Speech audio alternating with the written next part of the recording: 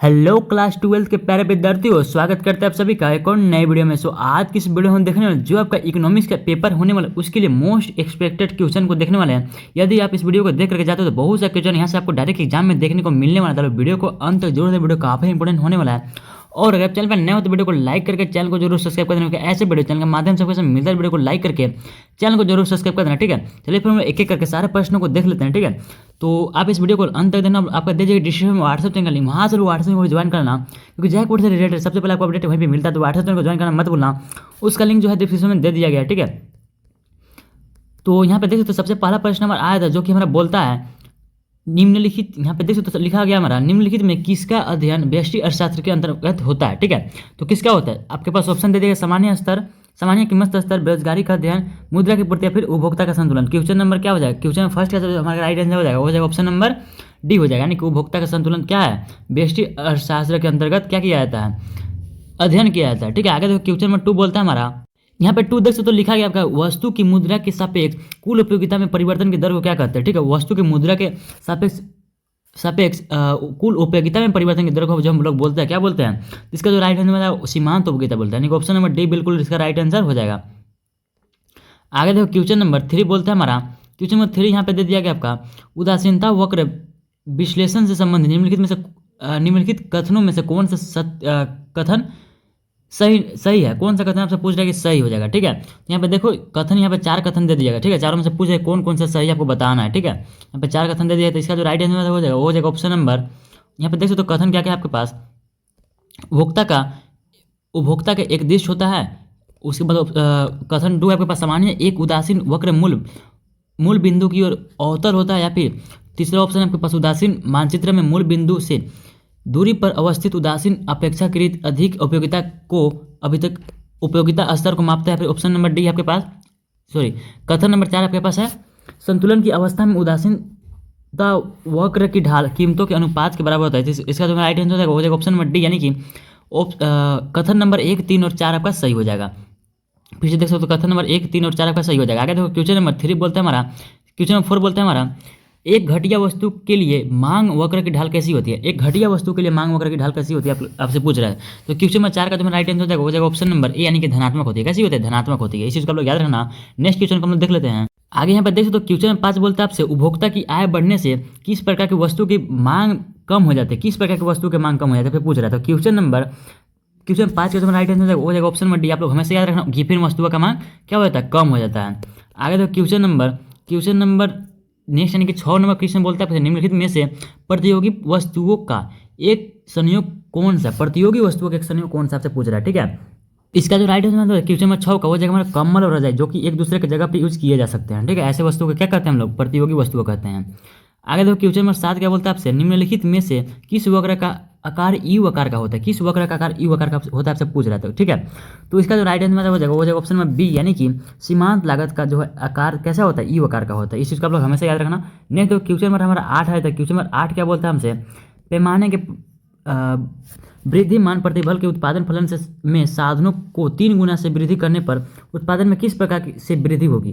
तो उत्पादन में किस प्रकार की वृद्धि हो जाएगी, क्या बोल रहा है हमसे, साधनों को 3 गुना में वृद्धि कर रहा है। साधन में कितने गुना, 3 गुना में वृद्धि कर रहा है। ठीक है, आपसे क्या बोल रहा है, उत्पादन में किस प्रकार की वृद्धि हो जाएगी। तो इसका जो राइट आंसर है क्वेश्चन नंबर 8 का हो जाएगा ऑप्शन नंबर बी हो जाएगा। ठीक है, यानी कि 3 गुना से अधिक, यानी कि ऑप्शन नंबर बी बिल्कुल राइट आंसर हो जाएगा।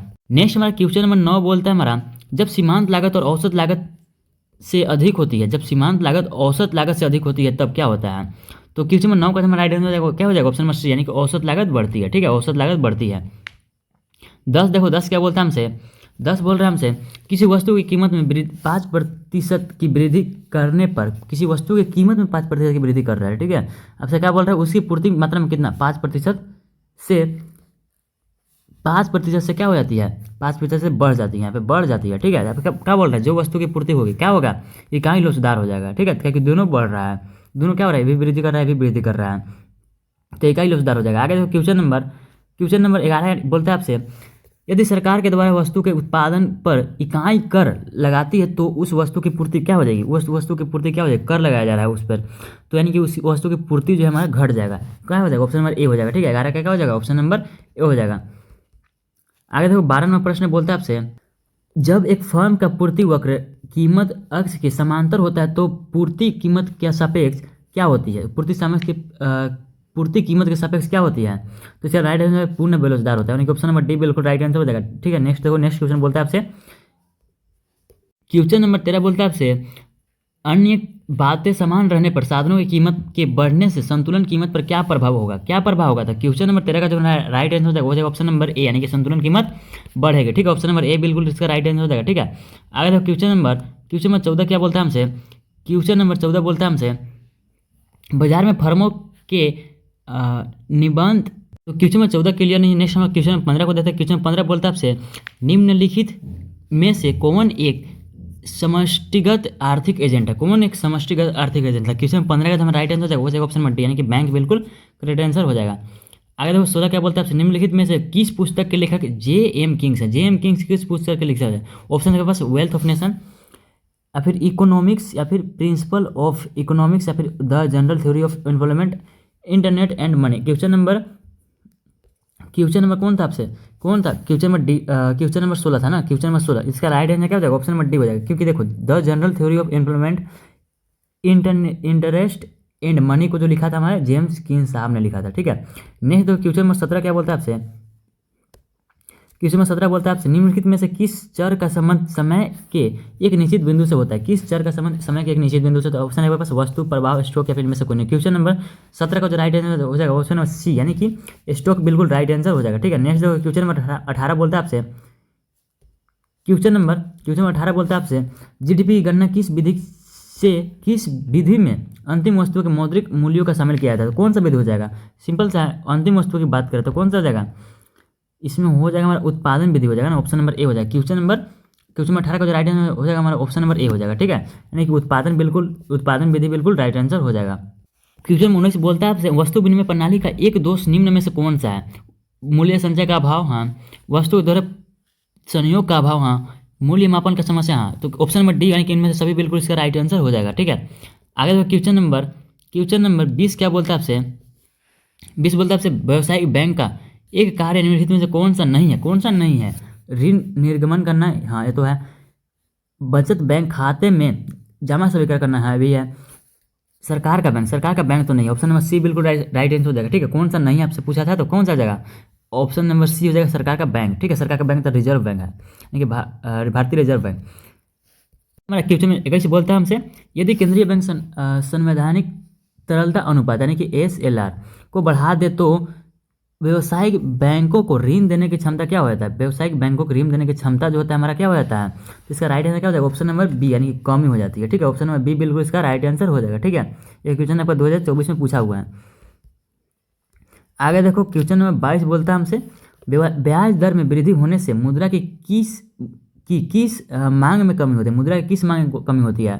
तो क्वेश्चन 22 का जो राइट आंसर हो जाएगा ऑप्शन नंबर डी, यानी कि सट्टेबाजी मांग में बिल्कुल इसका राइट आंसर हो जाएगा। ठीक है, आगे देखो क्वेश्चन नंबर 23 को हम लोग देखने वाले। क्वेश्चन नंबर 23 हमसे बोलता है, उपभोग की सीमांत प्रवृत्ति किस फलन की ढाल को मापती है? किस फलन की ढाल को मापती है? ऑप्शन देखो बस, उत्पादन फलन, निवेश फलन, उपयोगिता फलन, या फिर उपभोग फलन। क्वेश्चन नंबर 23 का जो राइट आंसर हो जाएगा ऑप्शन नंबर ए, यानी कि उत्पादन फलन बिल्कुल इसका राइट आंसर हो जाएगा। ठीक है, तो अभी तक वीडियो को लाइक कर देना और चैनल को सब्सक्राइब करना मत भूलना, ऐसे वीडियो चैनल के माध्यम से आपको मिलता है। वीडियो को लाइक करके चैनल को जरूर सब्सक्राइब कर देना। ठीक है, नेक्स्ट देखो हमारा नेक्स्ट हमारा आया था क्वेश्चन नंबर 24। देखो क्या बोलता है, यदि किसी अर्थव्यवस्था में गुणक का मान कितना है? 4 है। गुणक का मान हमसे कितना दिया? गुणक का मान यानी कि के बराबर हमारे पास 4 दिया हुआ है।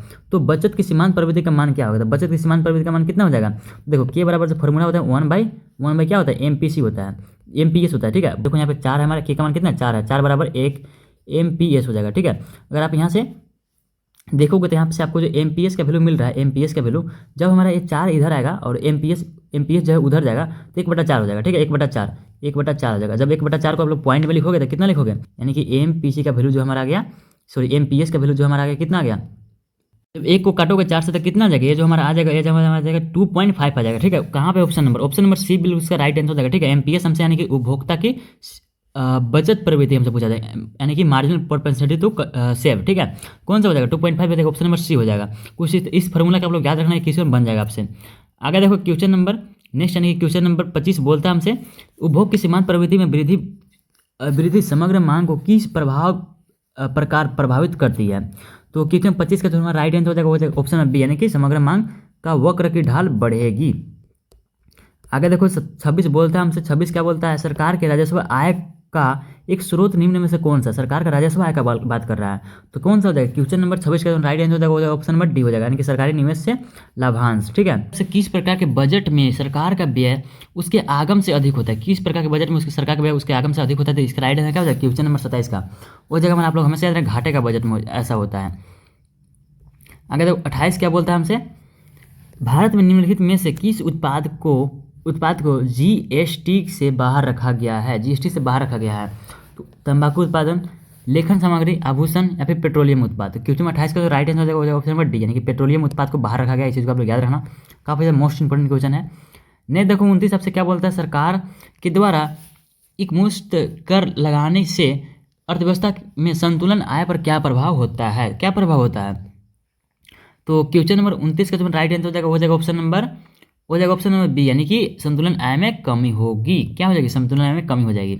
नहीं देखो आज का हमारा लास्ट प्रश्न आज का होने वाला है 30 आपका बोलता है, भारत में विदेशी मुद्रा के प्रभाव का एक कारण है, भारत में विदेशी मुद्रा के प्रभाव का कारण क्या है, विदेशी उपहार, हाँ, विदेशी प्रत्यक्ष निवेश, हाँ, वस्तु एवं सेवाओं का निर्यात, हाँ, तो ऑप्शन नंबर डी यानी कि इनमें से सभी बिल्कुल इसका राइट आंसर हो जाएगा। ठीक है, आई होप कि आप लोग वीडियो पसंद है, वीडियो को लाइक कर देना और चैनल को सब्सक्राइब करना मत भूलना। मिलता है किसी नेक्स्ट वीडियो के लिए, बाय बाय।